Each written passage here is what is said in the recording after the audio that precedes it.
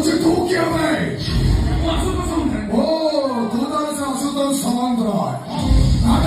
না তো হয় আদিত্য গুণাম। ঠিক আছে, আপনি তো কোনো নিশ্চয় রাখিনি। এটা আপনার কাছে সাপোর্ট নেই, বাহার ছাড়িয়ে আসলে। ওরা সাপগুনে বার ছাড়তে আসবি। এ মুখ কে বলে তো ছাড়িল। ও না হচ্ছে শিব শঙ্কর।